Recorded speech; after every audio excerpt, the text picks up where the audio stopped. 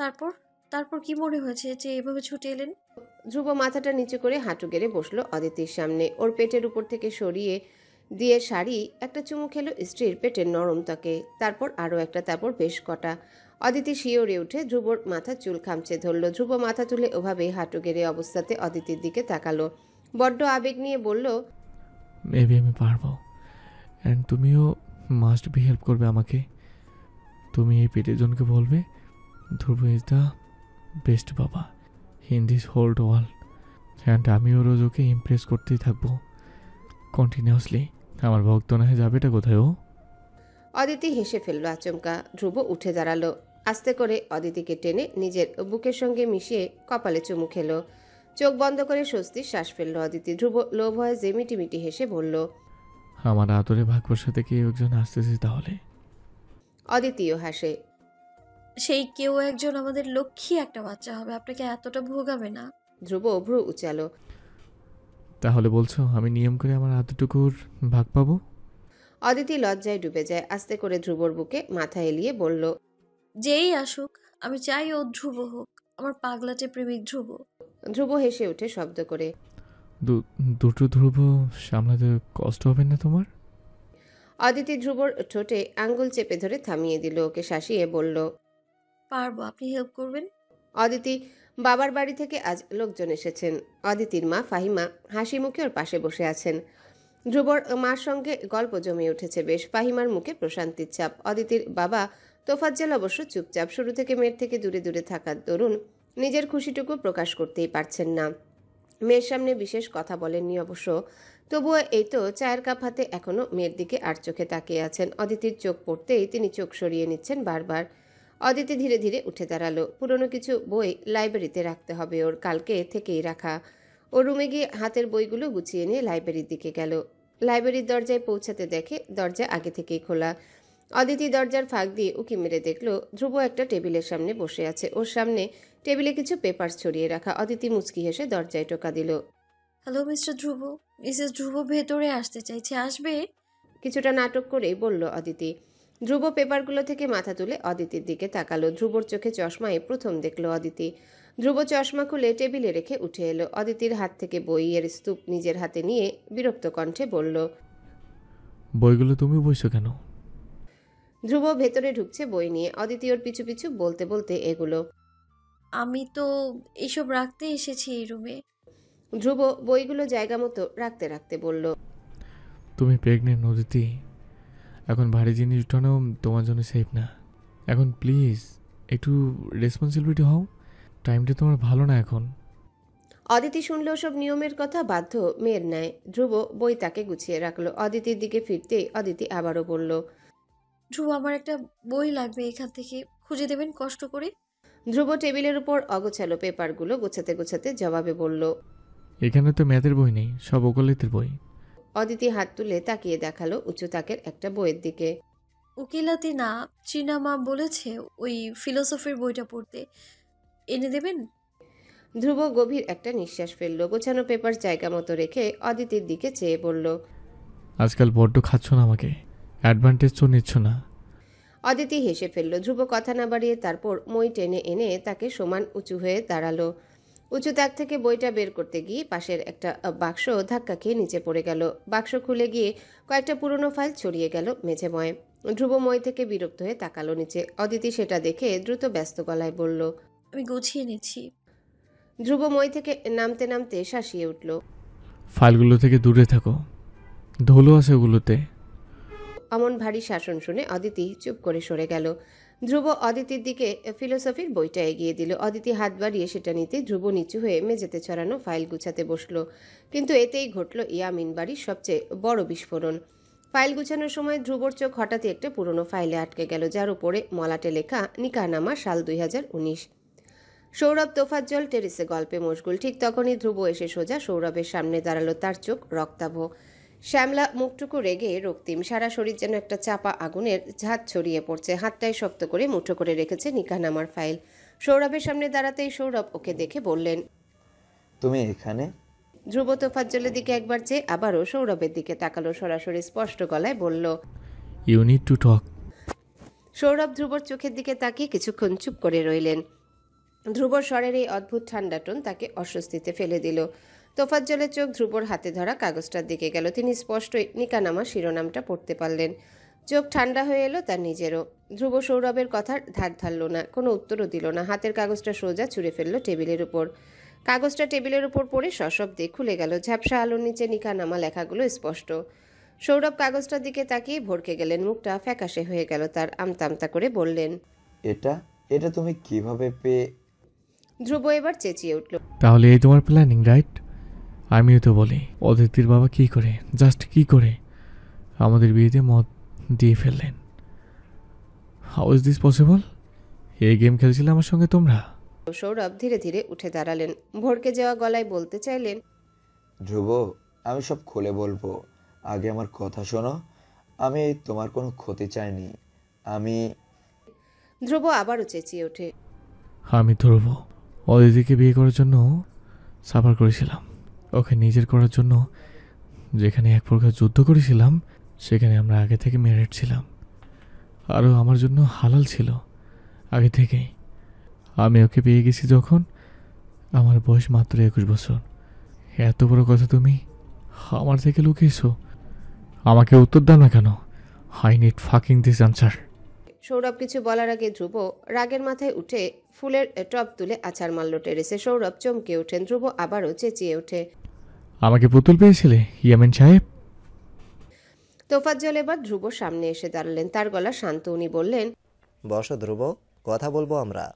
ধ্রুব তোফাজ্জলের দিকে তাকিয়ে রইল কিছুক্ষণ। তোফাজ্জলের চোখে কণ্ঠে কিছু একটা ছিল। ধ্রুব আর চুপ থাকতে পারল না। ধপ করে চেয়ারে বসে পড়ল। হাতটা চুলের ভেতরে চালিয়ে মাথা নিচু করল। গভীর শ্বাস নিচ্ছে। বুকটা দ্রুত উঠানামা করছে। সৌরভও ধীরে ধীরে বসলেন। ধ্রুবর দৃষ্টি এখনো নিকানামার দিকে।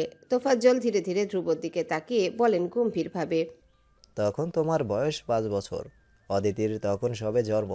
তোমার বাবা মা আমাদের বাড়িতে আসেন অদিতিকে দেখতে। তুমি অদিতির সাথে ভীষণ খেলেছিলে সেদিন। কারিশমা ভাবি হুট করেই তোমাদের দেখে প্রস্তাব দিয়ে বসলেন, ওনার মেয়ের সাথে তোমার বিয়ে দিবেন। সময় চাইলেন আমাদের থেকে, যেন আমরা অদিতিকে বিয়ে দেওয়ার আগে তোমাদের সঙ্গে একবার হলেও কথা বলি। সৌরভের সাথে আমার বোঝাপড়া ভালো থাকায় আমি রাজি হই।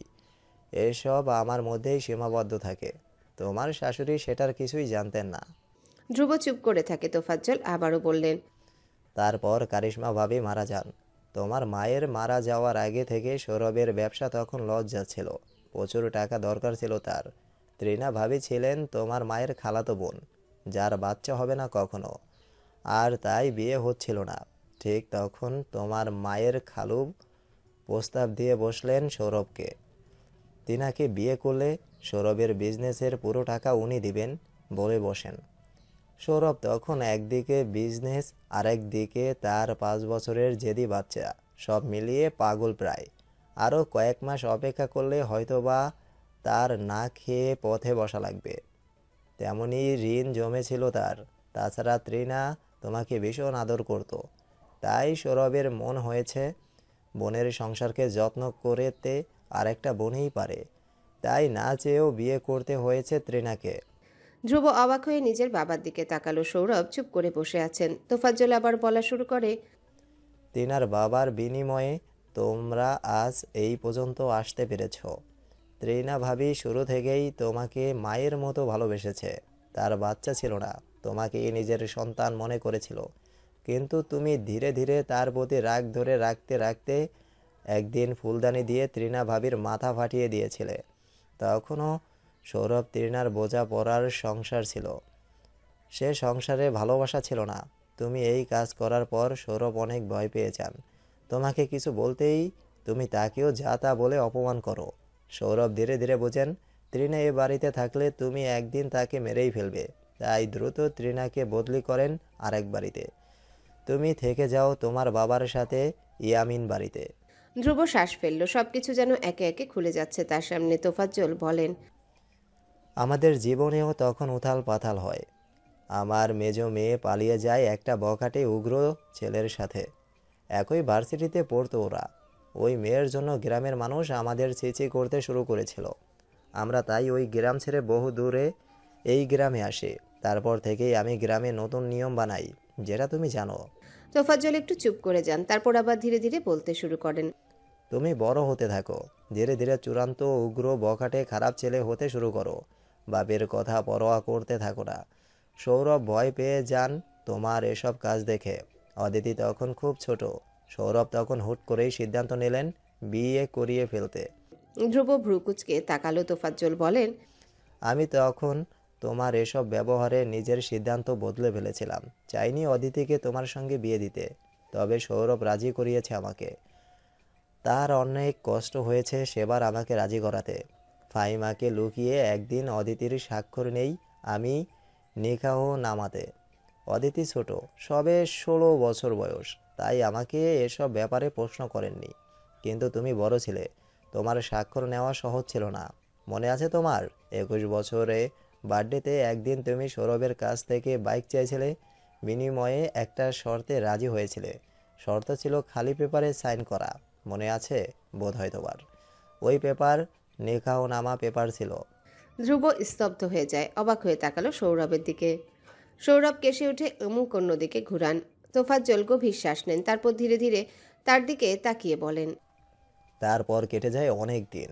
সৌরভের কথা মতো আমি অদিতিকে শহরে পড়াতে পাঠাই। তোমার অদিতিকে ভালো লাগবে এটা আমরা কেউই আশা করিনি। আমরা ভেবেছিলাম তোমার অদিতিকে দেখা হোক, একে অপরকে জানো, তারপর নিকাহের কথা তোমাকে বলবো।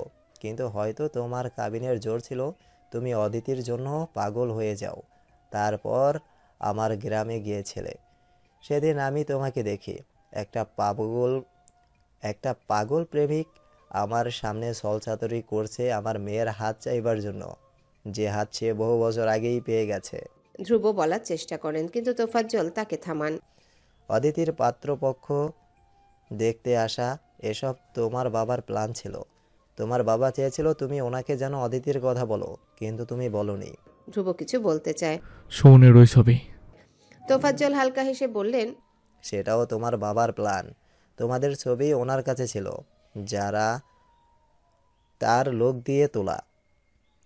সেটাই সুমনের কাছে পাঠানো হয়। সুমন সেটা আমাকে দেখায়, আমি বের করে দেই তোমাকে।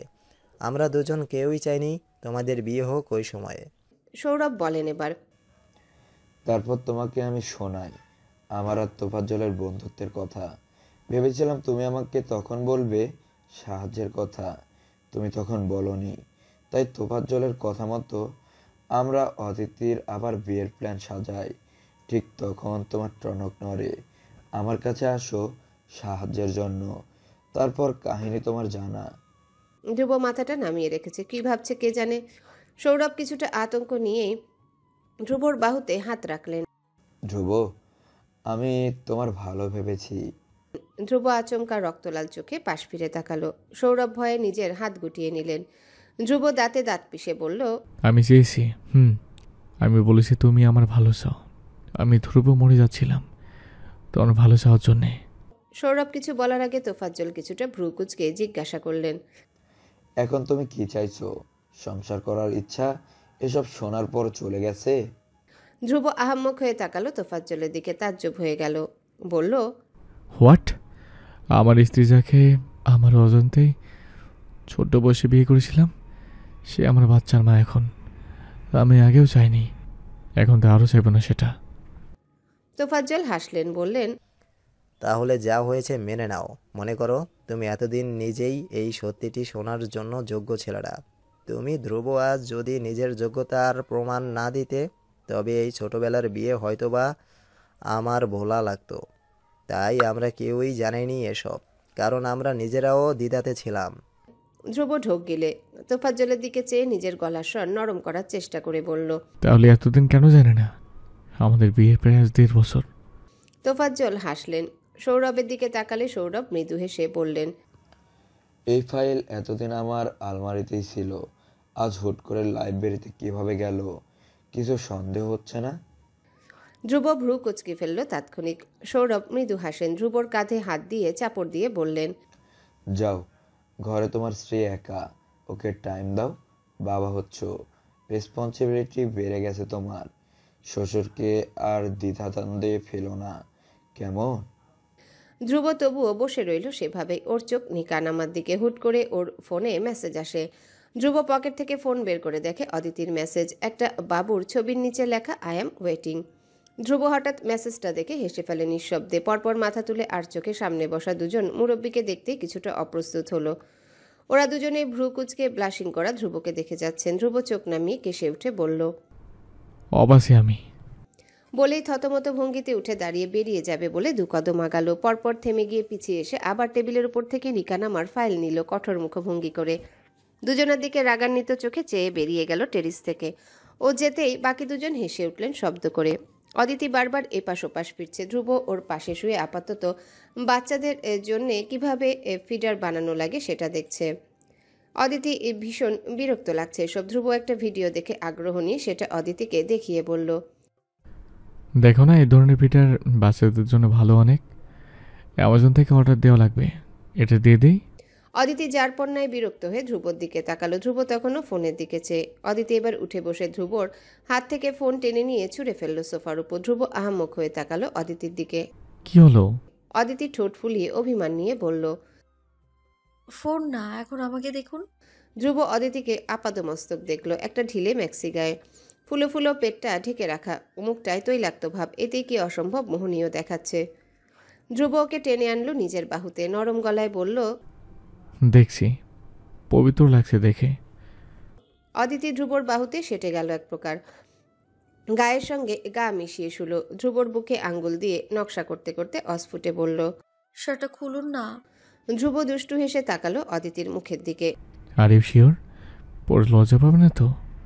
অদিতি চোখ রাঙাতে ধ্রুব ভয়পর ভঙ্গি করে শার্টের নিচের বোতাম খুলতে খুলতে বলল, আরে খুলতে বলেছি, এমন লোক দেওয়ার কি আছে? অদিতি তাকিয়ে রইল। ধ্রুব শার্ট খুলতেই অদিতি ওটা ছুঁড়ে ফেলল মেঝেতে। ধ্রুব সব দেখে হাসি হাসি মুখর। অদিতি ধ্রুবর নগ্ন বুকে মুখ ঘষতে ঘষতে ওকে আরো শক্ত করে জড়িয়ে ধরে। কামনা নিয়ে অস্ফুট বলে বসে। হাগ মি স্ট্রংলি প্লিজ। ধ্রুব আলতো করে জড়িয়ে ধরে। পেটে ব্যথা লাগবে তাই অদিতির ওতে হয় না।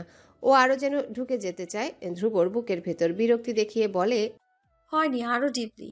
ধ্রুব এবারে যাত্রায় দুষ্টুমি ছেড়ে সিরিয়াস হয়ে বলল, তুমি কি চাইছো অদিতি? এইসব এখন পসিবল না, বেবির প্রবলেম হবে। অদিতি জেদ দেখিয়ে বলল। হবে না কিছু, আমি চাইছি প্লিজ। ধ্রুব ওর চুলে হাত বুলিয়ে আরো নরম গলায় বলে, রিস্ক নেবে? ওর কিছু হয়ে গেলে আমি সারাটা জীবন গিল্টি ফিল করবো অদিতি, প্লিজ বোঝো।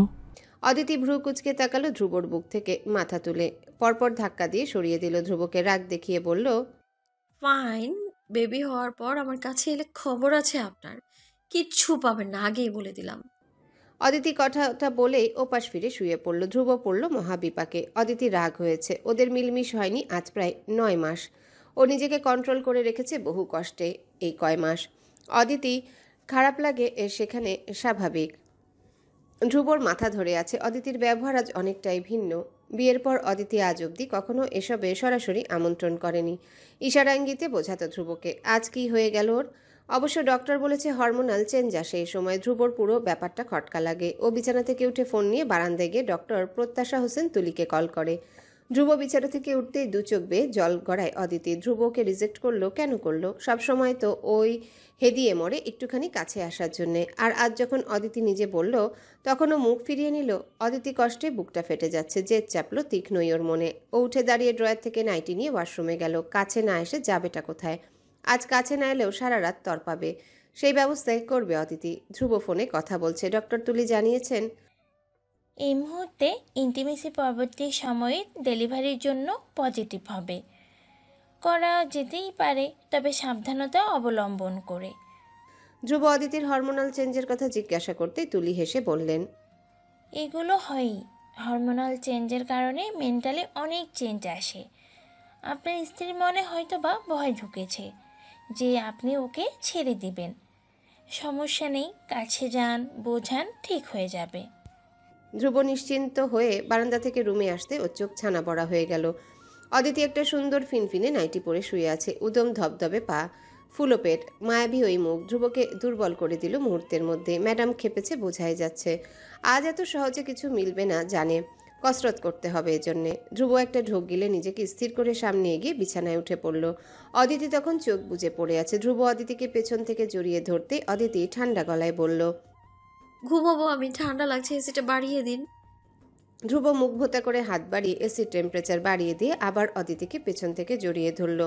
ঘাড়ে চুমু খেতে অদিতির পক্ষ থেকে কোনো সাড়া পেল না। অন্যবার হলে হাত খামচে ধরে একাকার করে ফেলে, আজ তেমন কিছুই করল না। ধ্রুব অদিতিকে নিজের দিকে ঘুরিয়ে নিল। অদিতি ওভাবে রোবটের মতো পড়ে রইল, তাকিয়ে আছে ওর চোখ দুটো। ধ্রুব ওর পেটে চাদর দিয়ে ঢেকে কপালে চুমু খেয়ে ফিসফিস করে বলল, বেবি এসব দেখলে সমস্যা হবে, তাই চার্জ দিয়ে ও চোখ ঢেকে দিয়েছি। অদিতির হাসি পেল ভীষণ, তবু ওভাবেই পড়ে রইল। ধ্রুব মাথা নামিয়ে নিল, চোখ নামিয়ে বলল, সরি, তোমাকে কষ্ট দেবে বলে ফিরে দেয়নি, তোর ভালোর জন্য। তো এখন কি চাইছেন? এখন যদি আমার খারাপ হয়, আপনার আদরের বেবি কষ্ট পায় যদি? অদিতির ঠান্ডা গলার স্বর। ধ্রুব জবাবে মৃদু স্বরে বলল, বেবির সঙ্গে রিল করেছে একটা। বেবি বলেছে সে তার বাবার সঙ্গে ওর মাকে সেফলি শেয়ার করতে ইচ্ছুক। অদিতির হাসি আসছে। ধ্রুব অদিতির পুরো মুখে ছোট ছোট চুমু দিতে দিতে বলল, please hug me strongly Mrs Dhruv. Aditi শুরুতে জড়িয়ে ধরল না, কিন্তু ধ্রুবর পাগলামি এতই বাড়ছে, এক পর্যায়ে চূড়ান্ত মুহূর্তে আবেশিত হয়ে দুহাতে ধ্রুবর গলাটা জড়িয়ে ধরে সায় দিল দুজনের ভালোবাসাবাসিতে। ধ্রুব অদিতির একটা ফুটফুটে ছেলে হয়েছে, নাম ধীর ইয়ামিন। অদিতি এই মুহূর্তে ধ্রুবকে শিখিয়ে দিচ্ছে কিভাবে একটা 2 মাসের বাচ্চাকে কোলে নেওয়া লাগে। ধ্রুব ভীষণ আগ্রহ নিয়ে শিখছেও সেটা, কারণ একটু আগে ধ্রুব ধীরের হাতে ব্যথা দিয়ে ফেলেছে কোলে নেওয়ার সময়। বেচারা এটার জন্য এতক্ষণ অপরাধ বোধে শেষ হয়ে যাচ্ছিল, তাই ধীরের মা ভীষণ যত্ন নিয়ে ধীরের বাবাকে এই ব্যাপারে ট্রেনিং দিচ্ছে। ধ্রুব সব শিখে ফেলেছে, ভয়ে ভয়ে বলল, ট্রাই করি একবার। অদিতি সায় দিয়ে বাচ্চাকে বিছানায় শুইয়ে দিল। ধ্রুবর হাত কাঁপছে, ওর বড্ড পিপাসা পেয়ে যাচ্ছে। অদিতি এসবে বিরক্ত, বলল, নিচ্ছেন না কেন কোলে?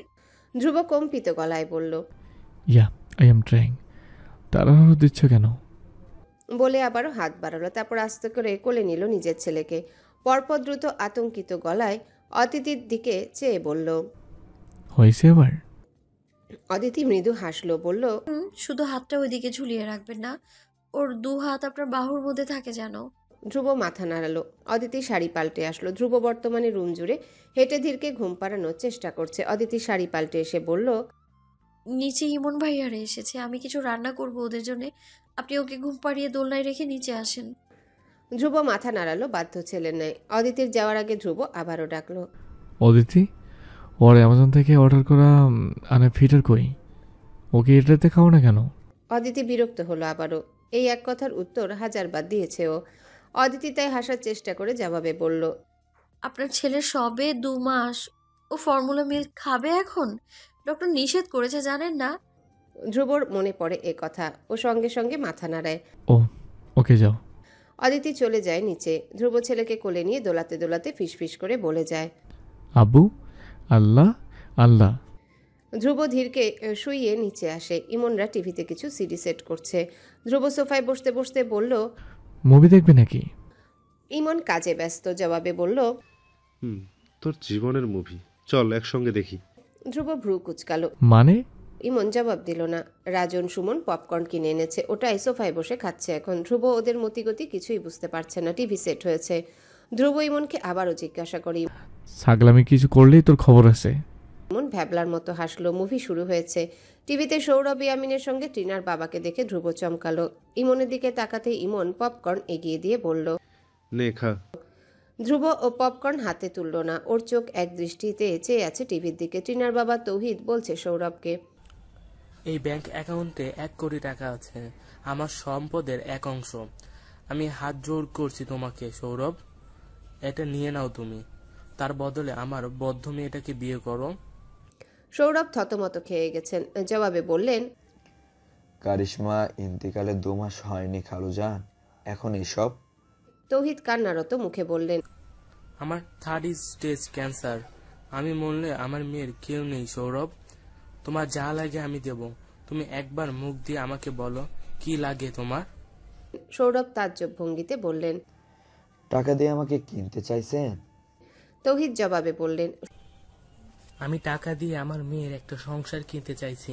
সৌরভ উঠে দাঁড়িয়ে গেলেন, ঠান্ডা গলায় বললেন, আমার ছেলের জন্য সৎ মা আনা আমার পক্ষে সম্ভব না, মাফ করবেন।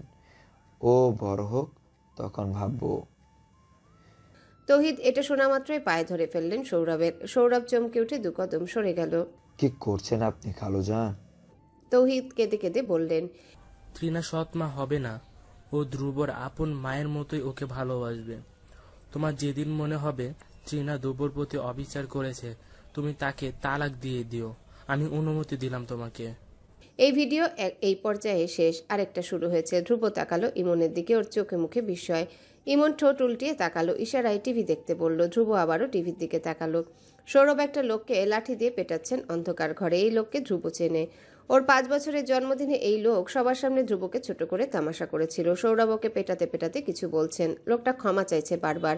শেষে এসে একটা কথা শোনা যায়, আমার ছেলের কাছে মাপ চাইবি কাল, নাইলে তোর পা ভেঙে তোর বউ বাচ্চার কাছে পার্সেল করে পাঠাবো আমি। ধ্রুবর মনে পড়ে ওর পরবর্তী জন্মদিনে এই লোক ওকে একটা দামি কার গিফট করে ধ্রুবর কাছে ক্ষমা চেয়েছিল। এই হচ্ছে তাহার কারণ। ধ্রুব মাথা নামিয়ে ফেলল, ওর চোখ দুটি ছলছল করে উঠছে। একটা ভিডিওতে সৌরভ ওনার স্থাবর সম্পত্তি লিখে দিচ্ছেন ধ্রুবর নামে। পাশ থেকে রাহুল বাদ সাধছে। স্যার, এক্ষুনি এসব। সৌরভ সাইন করতে করতে হেসে বলছেন, আমার ছেলের বাপ হচ্ছে রাহুল, ওর একটা ভবিষ্যৎ আছে না? কোন দিন মরে টরে যায় আমি। আরেকটা ভিডিওতে ধ্রুবর ঘরে দুধের গ্লাস নিয়ে ঢুকেছেন সৌরভ। ক্যামেরার ওপাশে কারিশমার হাসাহাসি শোনা যাচ্ছে। ভিডিওটা ওনার করা মনে হয়। ভিডিও শেষ। ইমন টিভি বন্ধ করে ধ্রুবর দিকে, এই ভিডিও কিছু রাহুলের করা, কিছু তোর মায়ের। অবশ্যই তোর বাবার থেকে লুকিয়ে এসব করা হয়েছে। এই ভিডিও দেখার পর তোর কিছু বলার আছে? ধ্রুব মাথাটা নিচু করে বসে আছে চুপচাপ। ওর চোখ দিয়ে এক ফোঁটা জল গড়িয়ে পড়তে দ্রুত ও চোখের জল মুছে হঠাৎ সোফা থেকে উঠে বড় বড় পায়ে নিজের রুমের দিকে যাচ্ছে। রুমে অদিতির কোলে ধীর। অদিতি ওকে আবার ঘুম পাড়াচ্ছে। ধ্রুবর চোখ মুখ লাল দেখে অদিতি হতবাক। ধীরকে কোলে নিয়ে দ্রুত এগিয়ে এলো। আপনি ঠিক আছেন ধ্রুব? ধ্রুব এক দৃষ্টিতে ধীরের দিকে তাকিয়ে রইল। ধীর মায়ের কোলে শুয়ে বড় বড় চোখ করে বাবাকে দেখছে। ধ্রুব ওর হাতটা একটু করে ছুঁয়ে দিল। অদিতি অনুভব করে ধ্রুব ভয়াবহভাবে কাঁপছে। অদিতি ধ্রুবর চোখের দিকে তাকিয়ে রইল, ওর চোখে পানি চিকচিক করছে। অদিতি আহাম্মক হয়ে তাকিয়ে রইল। ধ্রুব ধীরের এক হাত ছুঁয়ে অপর হাতে ওর সারা মুখ ছুঁয়ে দিতে লাগলো। ধীর বাবার হাতটা টেনে মুখ ঢুকিয়ে চোষা শুরু করেছে। ধ্রুব ওকে আলগোছে অদিতির কোল থেকে নিজের কোলে নিল। ধীরের কপালে কপাল ঠেকিয়ে বড় বড় শ্বাস ফেলতে ফেলতে বলল, আমি সরি বাবা, আমার উপর অভিশাপ রেখো না। আই লাভ ইউ আব্বু। অদিতি ভেবেছে ওসব কথাও ধীরকে বলেছে। অদিতি চিন্তিত গলায় বলল, কি হয়েছে আপনার? এসব কথা কেন বলছেন ওকে? ধ্রুব জবাব দিল না। অদিতিকে এক হাতে টেনে ওকেও জড়িয়ে ধরল নিজের সাথে। ধ্রুবর এক হাতে ধীর, অপর হাতে অদিতির কাঁধ জড়িয়ে ধরেছে। ওর নিঃশ্বাস আজ অশান্ত অস্থির। অদিতির ধ্রুবর কাঁধে মাথা রেখে বলল, বাবার কাছে মাফ চাইবেন আজ? ধ্রুব উত্তর দিল না। অদিতি মৃদু হেসে বলল, বাবাকে কল করেছিলাম, বাড়িতে আসছেন আধা ঘন্টা পর। ধ্রুব এবারেও জবাব দিল না। অদিতি আর কিছু বলল না। সৌরভ ইয়ামিন টেরিসে বসে সিগারেট ফুঁকছিলেন। হঠাৎ পেছন থেকে একটা আওয়াজ ভেসে আসলো। আব্বু। এত বছর পর ওই একটা ডাক শুনে চমকে পেছন ফিরে তাকালেন সৌরভ। তার সামনে ভঙ্গুর এক ধ্রুব ইয়ামিন দাঁড়িয়ে, যার চোখে আজ নেই কোনো জেদ, রাগ, হিংসা, শুধুই আছে কাতরতা, অপরাধবোধ। সৌরভ ইয়ামিনের হাত থেকে সিগারেট পড়ে গেল। উনি তাকিয়ে রইলেন এক দৃষ্টিতে ধ্রুবর দিকে। ধ্রুব ধীর পায়ে এগোচ্ছে, হাঁটতেও পারছে না, যেমন হাঁটু ভেঙে ভেঙে হাঁটছে। সৌরভের সামনে দাঁড়াতেই সৌরভ অস্ফুটে বললেন, ঠিক আছো তুমি? ধ্রুব নিশ্চুপে চেয়ে রইল। সৌরভ ইয়ামিন ওর কাঁধে চিন্তিত ভঙ্গিতে হাত রাখতে ধ্রুব ভাঙা ভাঙা স্বরে স্রেফ বলল, আমাকে একবার তুই বলে ডাকবে আব্বু, সেই ছোটবেলার মতো। সৌরভ চূড়ান্ত অবাক। ধীরে ধীরে তার মুখে হাসি ফুটে এলো। উনি আচমকা ঝাঁপিয়ে ধ্রুবকে বুকের সঙ্গে মিশিয়ে নিলেন। ধ্রুব তার কাঁধে মাথা রেখে তাকে জড়িয়ে ধরে চোখের জল ফেলে দিল। সৌরভ চিৎকার করে কাঁদতে কাঁদতে বললেন, আমি সরি আব্বু, আমার যা যা আচরণ তোমাকে কষ্ট দিয়েছে সব কিছুর জন্য। আমার ছেলেটা আমার ধ্রুব, আমার রত্ন। ধ্রুব বাবার পিঠ আঁকড়ে ধরে সেই বহু বছর আগের ন্যায় টেরেসের দরজায় দাঁড়িয়ে থাকেন তৃণা, পাশে ধীর কোলে অদিতি।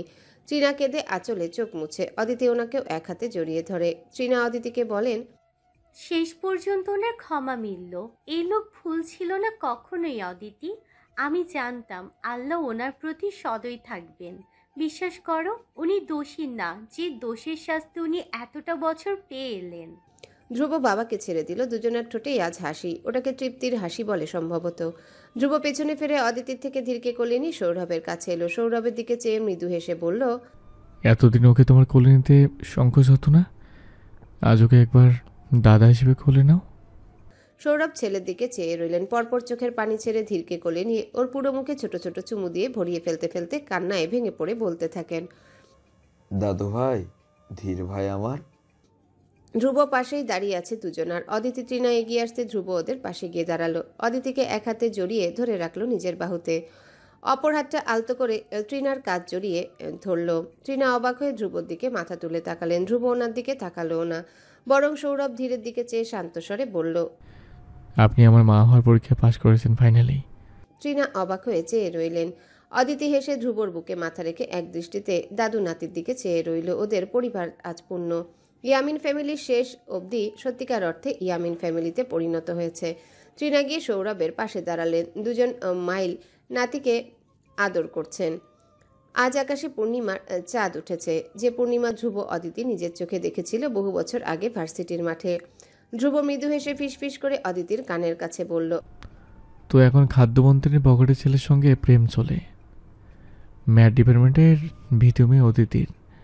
অ্যান্ড দেন অদিতিও হেসে নিচু স্বরে ভয় ভয় নিয়ে অ্যাক্টিং করে ফিসফিসালো, প্লিজ কিছু করুন, আমার নাম মেলানো হচ্ছে আপনার নামের সঙ্গে, আমাকে বাবা মেরে ফেলবেন, প্লিজ ওদের বলে দিন আমাদের মধ্যে।